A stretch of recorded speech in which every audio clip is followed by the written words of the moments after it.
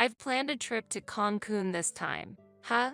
A trip to Cancun. Hearing my mother-in-law say this with a smile, I harbored doubts. Despite being burdened with a huge debt and struggling to make monthly repayments. Why travel abroad? Moreover, despite the fact that I send money every month, why is she going to Cancun alone? I absolutely cannot accept this. This is no joke. As I raised my voice in anger, my mother-in-law looked puzzled. Yes, this was all my husband's scheme. I was shocked by this certain truth revealed by my mother-in-law. My name is Amy. I am 35 years old, working as a regular employee at a general company, living an ordinary life. 5 years have passed since I married Kevin. We had been living peaceful days without any major problems. However, suddenly a great trial appeared before us as a couple. This series of events was triggered by the recent death of my father-in-law. My father-in-law was a man of few words but gentle in nature, always caring for us as a couple. Thanks to him, I felt naturally integrated into my husband's family. That's why I couldn't accept his death. One evening, a little after his funeral, when things had calmed down, my husband suddenly started talking at dinner. Hey, Amy, it's weird to talk about this all of a sudden, but is something wrong? Actually, I've been thinking about starting to financially support my parents' house from next month. Support? Why would you do that? Since my father passed away, I think my mother is struggling on her own. Wait a minute. I quickly interrupted my husband. Your father's passing is sad, but your sister is living in your parents' house, right? Yes, that's right, but my husband has a sister living at home. She works for a prestigious company and earns much more than my husband. My father-in-law had also worked for a well-known company until his retirement. The retirement money should be with my mother-in-law. On the other hand, we, as a couple, work for small to medium-sized companies. Our income is probably lower than the average for our age group. In such a situation, I couldn't understand why we needed to send money to my mother-in-law. Kevin, I don't think your mother and sister are struggling with money. So why send money? When I asked this, an unbelievable answer came back. Actually, it seems rich on the surface, but my mom has a considerable amount of debt. What? My mother-in-law has such a huge debt. Yes, it's hard to believe, but it's true. But you know, for some reason, she hasn't told my sister about the debt at all. That's why I brought up this idea to somehow help her. But what about your father's retirement money? Actually, it seems that most of it went to his hospital bills, surgery costs, and funeral expenses. So now, my mom is really in a tough financial situation. That's a really difficult situation.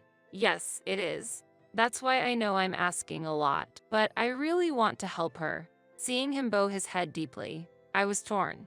My mother-in-law had helped us, as a couple, many times before. While I was looking for my current job, she actively took over all the household chores in my stead and often came to cook dinner. Moreover, when my husband changed jobs and we were short of living expenses, she secretly gave him money. I was always full of gratitude for her kindness, and every time I thanked her, she returned with polite words of gratitude. Thanks to her support, we had overcome many difficulties. Now that she was in trouble, I couldn't just overlook it. Considering the favors we had received so far, I strongly felt the desire to help her.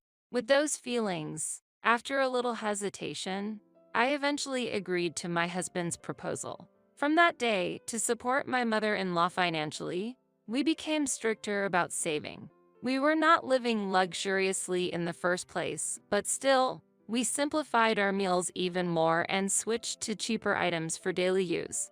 My husband started working late every day and came home late at night more often. And then, an incident occurred during these days. Perhaps due to accumulated fatigue, I developed a fever and fell ill. When I was preparing to go to the hospital after calling in sick to work, my husband said, "Wait a minute, are you really going to the hospital?" "Yes, I am. Just a fever, isn't it? There's no need to go to the hospital for a mild fever, especially when we need to save money." What? I was surprised by his words, but managed to argue back. But what if it's a viral fever like the flu? We have fever reducers at home, right? Just take those and rest. You'll get better. Going to the hospital is a waste of money. That's not true. Listen to me. No matter what, don't go to the hospital. We're saving money, remember? After hearing those words, I had no choice but to rest at home and ended up being bedridden for 3 days. Since then, my distress towards my husband gradually began to increase. Months later, to check on my mother-in-law's well-being, we visited my husband's parents' house. As I stepped into the living room, clothes and travel bags were scattered everywhere. Were you in the middle of sorting something out? I asked, and my mother-in-law replied with a beaming smile. Oh, actually, I'm going to Cancun this time. A trip to Cancun. Yes, that's right. Sarah said she would come with me. Amy, how about you? Do you want to come along? Really? As I was surprised, my sister-in-law, Sarah, next to me started clapping her hands with joy, saying, "That's a great idea. Wait, what is this?" We've been sending them money, and they're happily planning a trip to Cancun. This can't be happening. Without noticing my speechlessness, my mother-in-law and sister-in-law continued to excitedly talk about the Cancun trip. I'm so excited. It's my first time in Cancun. My mother-in-law said, and Sarah replied, me too. And it's surprisingly affordable this time of year. Exactly, Amy. Don't worry. If you can come with us, we'll cover the travel expenses. My mother-in-law continued, really, we've been so grateful to you ever since Kevin got married. Added Sarah. Unaware of my feelings, they were engrossed in their conversation. Finally reaching my limit, I confronted my smiling mother-in-law and sister-in-law, who were inviting me to the trip. Stop joking. A trip abroad. What are you really thinking? I raised my voice. What? Startled by my sudden reproach, my mother-in-law and sister-in-law froze with their mouths open. Even though they were shaken, they tried to calm me down. Amy, what's wrong? Did we say something odd? Maybe you don't like traveling? Did we invite you too forcefully? It's not about that. How can you even think of inviting me on a trip? Do you understand our situation? Amy, calm down. What caused you to be so angry? Really, if you have the means to go on a trip, I'd rather you pay off your debts first. What? Debts? I let all my feelings out towards them. We can hardly save money, and even when I'm sick, we can't afford to go to the hospital, yet we prioritize sending you money. And yet, how can you calmly plan a trip abroad? Please consider our situation a little. After pouring out all my emotions, I noticed tears streaming down my cheeks. Whether it was anger, sadness, or both, I wasn't sure. However, I was certain that the frugal lifestyle until now had been more painful than I thought. While crying, I collapsed on the spot. Seeing this, my husband rushed over in surprise. Hey, you! What are you saying to my mom? But, that's enough. We're going home. Kevin tried to pull me up forcefully. At that moment, my mother-in-law spoke up quietly. Wait a minute. What debts are you talking about? What? But didn't you have a huge debt? Surprised by my response, my mother-in-law's expression changed. There's no such thing. There's still my husband's pension and inheritance left, and I wouldn't be able to go on an overseas trip if I had debts. What? But in that instant, I realized the full picture of the situation. Anger welled up inside me. The reason why my husband's income didn't increase despite his daily overtime. Why I was the only one getting thinner and sick, despite the strict savings. And why my usually polite mother-in-law never thanked us for the money we sent. Then, I faced a shocking truth. The need for sending money, as my husband had been saying, was actually a fabrication. There was never a need to send them money. I could have gone to the doctor immediately when I got sick. I would have realized it if I had thought about it a bit more. Realizing this made the pointlessness of our past frugal life evident. But in our financially tight life, it had been hard to make a calm judgment. My mother-in-law and sister-in-law on the scene seemed to realize the truth behind my husband's words. They looked at Kevin with a doubtful gaze. Kevin, what's the meaning of this? Amy says she was sending money because you had debts. What's all this about? Kevin was clearly looking for an excuse. No, it's different. Actually, How is it different? Explain it clearly. Make us understand. Talk properly. Well, I could see that he was still trying to control the situation. My love for him had completely faded. I confronted my confused husband directly. What's all this about? There were no debts for your mother or sister. Where did all the money I gave you every month go? He began to mumble his words. Well, don't lie now. Tell me everything. The truth he revealed was something I found hard to accept. Actually, I was invited by a colleague and ended up going to nightclubs. You've been going to a nightclub?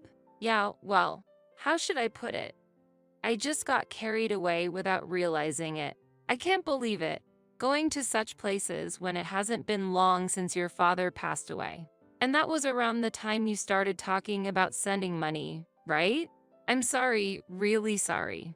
I just went there for a bit of a change of pace. I didn't think it was a big deal. Such an excuse can't be accepted. How can you behave so irresponsibly? Lying about sending money and using my hard-earned money for going to nightclubs. I can never forgive that. No, it's not like that. I never meant to hurt you, Amy. I just got a bit carried away, that's all. I really regret it. As I shouted, my husband tried to appease me, piling up lies. But trust once lost, even but when husband and wife, is not easily regained. His impromptu lies and insincere attitude completely extinguished my love for him. No matter how long his apologies continued, I couldn't forgive him in my heart. I couldn't bear it anymore. I felt it was impossible to continue living with someone who lied to satisfy his own desires. With despair welling up from the depths of my heart, I told my husband my final words. I'm fed up. Saying I didn't intend to hurt you is no joke at all. Not only did you deceive me with lies, but how much do you need to belittle me?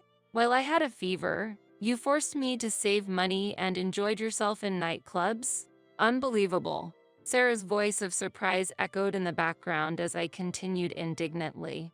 I've been saving hard for your dear mother. Food, daily necessities, clothing.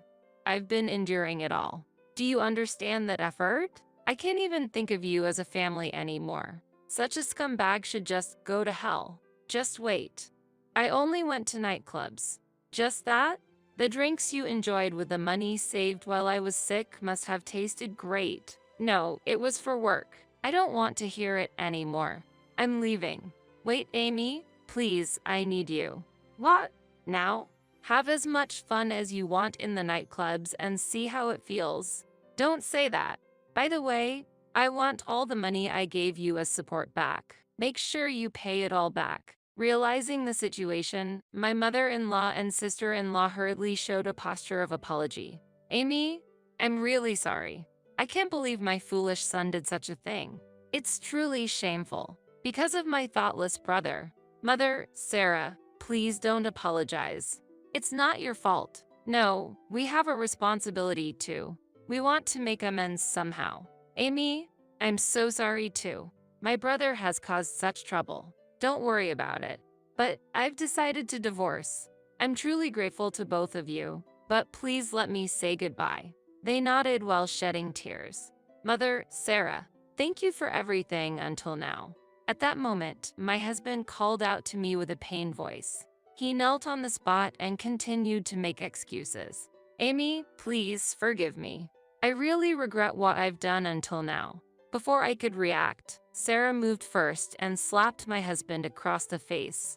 As he stood there stunned with a swollen cheek, Sarah looked down at him and said, I can't believe you would do something so terrible. How much more did you need to torment Amy? Sarah, lying to Amy to take the money meant for supporting the family, not allowing her to go to the hospital, and on top of that, spending that money at nightclubs.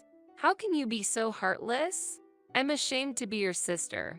Wait, just hear me out. What's the point now? The fact that you've been forcing Amy to save and suffer for these past few months is true, isn't it? Mom and I will never forgive you. Never associate with us again. Do you understand? Don't ever show your face to us again. My sister-in-law, holding back tears, forcibly dragged my husband out and threw him outside. She locked the door and cut off all communication with my husband. No matter how much he pleaded at the entrance, the door was not opened. Amy, I'm really sorry. There's not much I can say now, but forget about that man and find happiness. With those words, I was hugged tightly by my sister-in-law. After expressing my gratitude, I left my in-laws' house. Then, I moved out of the house where I lived with my husband and found a new place near my workplace. Since I was already employed permanently, I didn't face much difficulty in living even after the divorce. I consulted a lawyer I knew to proceed with the divorce. It was clear that my husband was at fault, and the divorce was quickly finalized. I claimed the money he fraudulently took from me as support and the resulting compensation.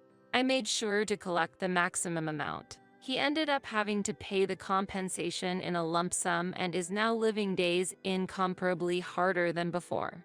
I hear he is consumed with endless overtime and working through the night. Naturally, he no longer has time to frequent the nightclubs he used to enjoy. Now, he's just an existence who works. After the divorce, I received several messages from my ex-husband. I was wrong, forgive me. I'm not going to nightclubs anymore. I don't want to get back together. I'm just really in trouble. Can you lend me some money? Please, you're the only one I can rely on. In the end, it's all about money. I feel nothing but pity for him. Now that all the payments are finished, I'm thinking of blocking his contact. Meanwhile, I still keep in touch with my mother-in-law and sister-in-law. They worry about me and have been in regular contact even after the divorce. Just the other day, seeing me having regained my spirits, my mother-in-law showed tears. Amy, I'm so happy to see you doing well. Mother, don't worry about me. I can live on my own strength. I always thought you'd be okay, Amy. But remember, you can always rely on me and Sarah if you need anything. Thank you so much. Let's go to Cancun together next time, just the three of us. Of course, I'm looking forward to it. If it weren't for the support of my mother-in-law and sister-in-law, I couldn't have overcome the trial of divorce. Since they always wish for my happiness, I vow to live my life with all my strength. My name is Suzanne. I'm 45 years old. My husband is the same age as me, and we live together with his mother. I have a feeling my mother-in-law will have something to say, so I better get dinner started. Time sure flew by. Before I knew it, it was past 5 p.m. I took a short break and headed to the kitchen on the first floor. It seemed my mother-in-law hadn't come home yet. I took a moment to relax and started to think about the dinner menu. I work from home as a fashion designer, so this house also serves as my workplace. The living and dining areas are on the first floor, and the second floor houses our bedroom and my workspace. I'm home. Today was exhausting. Upon seeing me, my mother-in-law let out an exaggerated sigh. What followed were her usual remarks. You're just starting dinner? Isn't it a bit late? I came home tired, and my son will be home soon, you know? My mother-in-law tended to nitpick about small things. Sorry, mother-in-law. While she is enjoying her retirement, I'm still working. I wish she'd understand that sometimes. Nonetheless, I tried to change the topic by asking, Mother-in-law, where did you go today? I met up with some neighbors. Apparently, they're going to attend an event at the senior citizens' home. But honestly, chatting with other elderly folks can be tiring. I see. That must have been a bit tough, I replied to her with a smile. I was saying to myself inwardly, you're an elderly yourself, aren't you? If you'd like to do something nice, maybe you can get me something sweet. How about getting a bun from the next door shop? My mother-in-law always prioritized her own feelings. She often tried to get me to do things her way. It was tiring, but I always thought of ways to handle it. If she made a fuss, I might just give her the old cake from the fridge. I spent my days with her like this. Suzanne, is this all for today's menu? She asked with a slightly surprised look. Before her were pot roast with braised vegetables, home-style chicken noodle soup, and leftover fried chicken with pickles. Well, I was a bit busy today, so I made something quick. Even if you're busy with work, you shouldn't neglect your duties as a wife. Next to me, my husband said, yeah, but this looks good enough to me. He said that happily and began to eat my cooking. There was a subtle tension at the dinner table. When I was a newlywed, I was always on edge, but I lived each day to the fullest. I'd get up early, stay up late, cook, sew, arrange flowers. I cherished each of these hobbies. As she reminisced, I was reminded of her era. Indeed, her sewing skills and her hobbies, like flower arrangements, were truly impressive. People around often said Suzanne's mother-in-law is really graceful, but they didn't know how demanding she could be at home.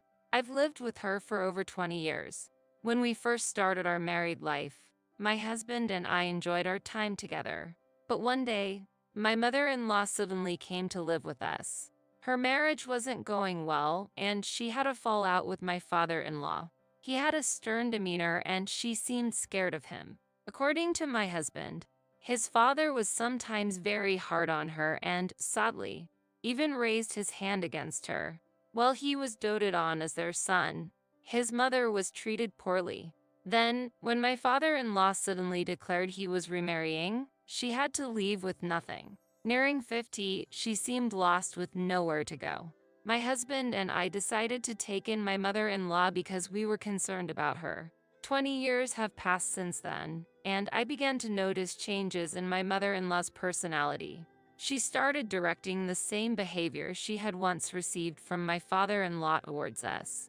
One day, when I was busy with household chores and couldn't make tea, I asked my husband to do it for me. He kindly obliged, but my mother-in-law shot me a look and asked, "What are you doing?" "I'm sorry, my hands are full right now." "So what? You only contribute $500 in rent every month. What are you thinking?"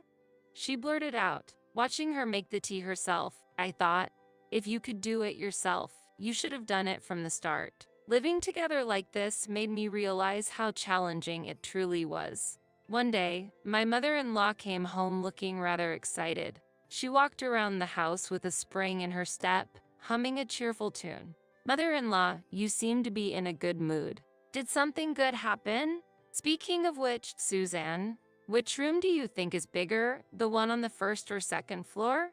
Her question caught me off guard. The room on the second floor has more space. If you remove the walls, you can utilize even more of it. Really? Then I shouldn't have any space issues. Wondering what she was up to, I asked her for more details. "Are you planning on starting something new?" "Actually, I'm going to start a sewing class," she said with a proud and happy expression. A sewing class. As a teacher, I was genuinely surprised. The sewing circle at the community center is ending, and a friend suggested we start a new class together. It was surprising that my nearly 70-year-old mother-in-law would be teaching. "That's amazing. Sounds like fun." I responded with a bit of an exaggerated reaction. "So, you're having the sewing class at the community center?" "No, not there," she said with a smile. "Then, where will you hold it?" "Here, at this house." "What? Are you serious?" I blurted out in disbelief. "That's why the second floor room seems perfect. Please tidy it up a bit. I'll have students coming over soon, so let's keep it neat. But that's where I do a lot of my work," I replied with a concerned look. "Your job, right? You can use the first floor's room." I was taken aback, but that room is a bit small, and I need the flooring for my tools. She seemed to ponder a bit but eventually smiled. "I'll reconsider, but I really like that room." Struggling for words, I asked, "So, what should I do then?" She took my hand and said, "Maybe you can rent an external studio for your work. I'll look into it." And with that, she headed upstairs. I watched as she began to carefully put away my tools and materials. Taking a deep breath, I mustered some courage. "In that case, could I reduce the monthly rent I've been paying?" She smiled warmly. "Let's suggest it. But remember, we need to cooperate and support each other from now on." I reluctantly replied, "Understood." Then, the day of the sewing class my mother-in-law had planned arrived. The room was filled with lively voices. There were about 10 students, mostly my age, and I recognized a few faces. "Suzanne, can you help me out?" Please serve tea to everyone. I nodded and headed upstairs after making the tea. After distributing the tea, I remembered something and said with a smile, now, about the room's usage fee. A momentary silence followed. Usage fee? What's that about? Wait, we need to pay today? Some of the students looked at me with surprised faces. My mother-in-law seemed to be hiding a hint of anger. Actually, this room is my workspace. So, if you want to use it, I'd like to charge a bit. Renting a space this size can be quite costly. My mother-in-law silently observed the reactions of the students. It amounts to over $2,000 a month, so if we split it among everyone here today, it's about $100 per person. Is that something everyone can agree with? I waited for a response with a smile. Suzanne, you can't be serious about this, can't you? There was confusion on my mother-in-law's face. Yes, we will actually need to collect usage fees, but not from the participants today. We will also need to cover utilities and property taxes. As I continued in a gentle tone, my mother-in-law's expression softened. All right, I understand. But Suzanne, the utilities and such. I need some time to think about that. Well, if you use this room, it's only fair. I responded with a smile. The students, who had been listening to our conversation, began to murmur. Wait, was this originally Suzanne's room? Yes, it was initially my workspace. Knowing that, I might have to reconsider taking classes here. While some students looked worried, a few started to pack up to leave. What's the meaning of this? Inviting us and then doing this. One of my mother-in-law's friends, Michelle, raised her voice in frustration. Michelle, I'm sorry. This room is also Suzanne's workspace. My mother-in-law, looking frantic, called out to the departing students. Wait, please. But the sound of doors closing could be heard one after another. Michelle looked at my mother-in-law with a puzzled face. Everyone, I apologize for the surprise. But this room is really important to me. I want everyone to have a good time here, so I just ask for a bit of understanding. I tried to ease the tension. But Michelle said, next time, make sure to discuss this in advance, and with a bitter smile, she patted my mother-in-law's shoulder and left. My mother-in-law stood there for a while. I finished my tea, left the room quietly, and decided to enjoy the outdoor air. Later, at a cozy cafe bathed in soft light, I was having a good time. In front of me were Michelle and the students involved in the earlier incident. Michelle, thank you for the other day. As I expressed my heartfelt gratitude, Michelle smiled warmly. It's okay, Suzanne, but I was shocked that your mother-in-law would pull such a stunt. She said with a chuckle. I didn't expect things to turn out this way, but now I'm really enjoying it. A student sitting next to me said shyly. That day's events were actually a plan we had secretly hatched. The truth is, Michelle is the mother-in-law of my friend and we've always been close. She always sees right through me when I'm in trouble. That's why, with Michelle's help, we decided to execute a certain plan. One of the students, who was the only one unaware of the situation, exclaimed, Wait, all that was planned? I said with hopeful anticipation. Well, I might have spiced things up a bit, but hopefully this will get my mother-in-law to be more considerate. Suzanne, you've really surprised me by coming up with something this entertaining, Michelle said with a bright smile. The atmosphere in the cafe was warm and friendly. Michelle was quite interested in my future plans. So, Michelle, what are you planning to do about the sewing class? For now, I'm planning to hold it at a different location. I see. I can introduce you to a place I know. They're very reliable. That's so kind of you, Suzanne. You're always so dependable. Michelle's words filled my heart with joy. After this incident, I felt our bond has deepened even more. As I sipped my fragrant tea, confident in this. When I got home, I noticed my mother-in-law seemed a bit different. Suzanne, this is unbelievable. You embarrassed me in front of so many people. You need to apologize to everyone right now. Her eyes were furious. Taking a deep breath, I slowly took out my phone. Sorry, I'm on the phone right now, I said, showing her the name Michelle on the screen. Her astonished face was unforgettable. Huh? Why are you talking to Michelle?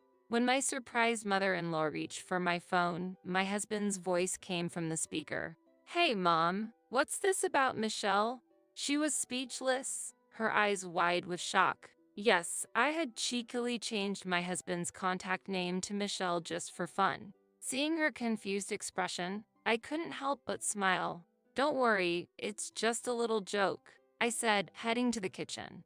After that day, my mother-in-law's attitude completely changed. She became gentler and seemed to be more cautious around me. During meals, she seemed wary, as if wondering what I might be up to next. My husband noticed the change, commenting, "Mom, you seem a bit off. Is everything okay?" I wonder why," she responded. "It might just be because she's getting older," my husband added, looking deep in thought. From then on, our home became more peaceful. I started to relax more in my daily life. Who would have thought that a simple prank could change the atmosphere at home so much? I cherish each day, enjoying each and every moment.